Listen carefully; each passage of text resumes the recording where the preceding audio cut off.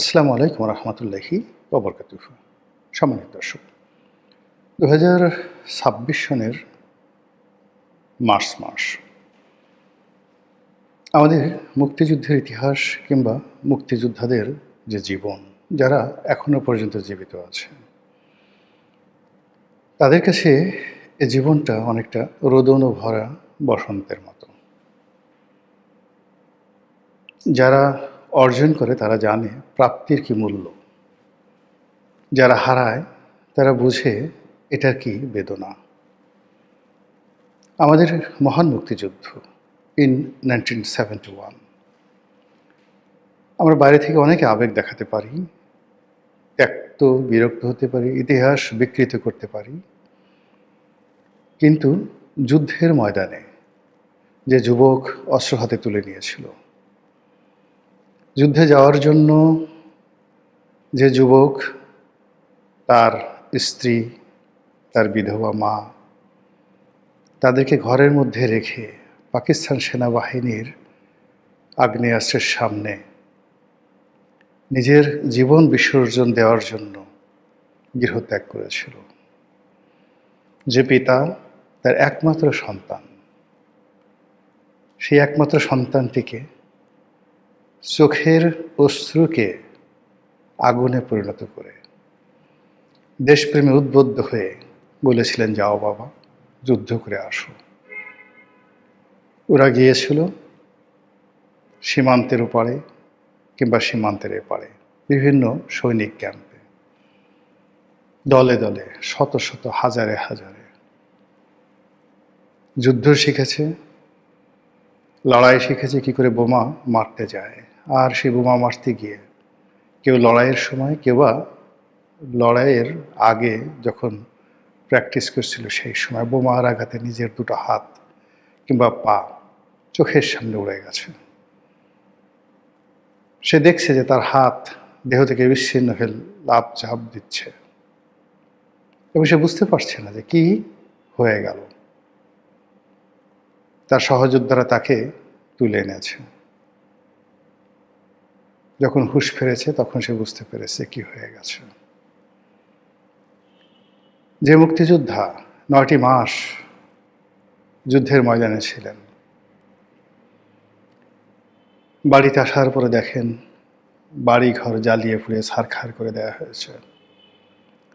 বৃদ্ধ পিতাকে বেয়নেট দিয়ে রাজাকার আলবদর শামস পাকিস্তানি বাহিনী খুঁচিয়ে খুঁচিয়ে মেরেছে। তিনি দেখেছেন তার বৃদ্ধা মা মারা গিয়েছেন, তার স্ত্রী, তার বোন ধর্ষিত হয়েছেন, অনেকে বেঁচে আছেন, অনেকে উন্মাদ হয়ে গেছেন, অনেকে মারা গেছেন। সেই শোক মাটির চাপা দিয়ে যখন স্বাধীনতার পতাকা পথ করে উড়ে, যখন আমার সোনার বাংলা আমি তোমায় ভালোবাসি এই কথা বলে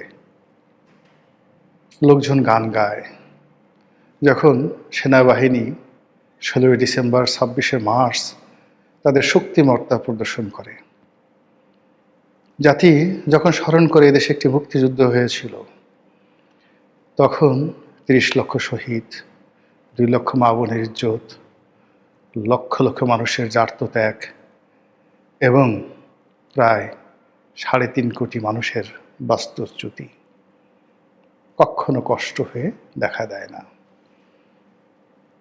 কিন্তু যখন দেখা যায় সেই স্বাধীনতার পতাকা আবার সেই রাজাকার আলবদর শামস খাবলে ধরেছে, পতাকা ছিন্ন বিচ্ছিন্ন করার জন্য হায়নার মতো ছুটে আসছে, আবার সেই 71-এ রাজাকারের গর্জন, রাজাকারের তর্জন, সেই পাকিস্তানির বেয়নেট, বোমা, বারুদ যখন চারিদিকে ঘিরে আসে, তখন যে মুক্তিযোদ্ধা 1971 সনে, যার বয়স ছিল 17 বছর, কালের বিবর্তনে সে বৃদ্ধ হয়ে গেছে, যে মুক্তিযোদ্ধা অনেক আগে মারা গিয়েছে কিন্তু তার আদর্শের কথা তার সন্তানকে বলে গেছে, পরিবার পরিজনকে বলে গিয়েছে, এবং তারাও তাদের উত্তরসূরির মতো, পূর্বসূরির মতো এবং বর্তমানের মতো একটা বৃত্ত রচনা করার চেষ্টা করছে। অতীতে তাদের পূর্বপুরুষেরা কিভাবে যুদ্ধ করেছে, তারা বর্তমানে কিভাবে যুদ্ধ করছে, আর আগামীতে তাদের সন্তানরা যেভাবে যুদ্ধ করবে, তার যে বৃত্ত, এটি যখন আঁকার তারা চেষ্টা করে, তখন সেখানে যে গান হয়, যে কবিতা হয়, সেখানে যে শিল্প হয়, সাহিত্য হয়, ইতিহাস রচিত হয়, ওটাই একটা জাতির সভ্যতার পাদপীঠ। এভাবেই ৭১ থেকে আমরা চলে আসছিলাম ২০২৫ অবধি। কিন্তু শেখ হাসিনা সরকারের পতনের পর কেন জানি মুক্তিযুদ্ধ যে শব্দটি অনেকের কাছে গালিতে পরিণত হয়েছে। মুক্তিযোদ্ধা যে শব্দটি, এটি অনেকের কাছে তুচ্ছ এবং তাচ্ছিল্যের বিষয় হয়ে পড়েছে। ৭১-এর রণাঙ্গন, ৭১-এর গান, কবিতা, ৭১-এর ধর্ষিতা, সব কিছু কোথায় হারিয়ে যেতে বসেছে। নতুন করে ৪৭ আসছে, নতুন করে আরো কত শব্দ আসছে, সেই ইনকিলাব, ইনকিলাব, ইনকিলাব, আর কত কত। কিন্তু কোথায় গেল জয় বাংলা, কোথায় গেল জয় বঙ্গবন্ধু?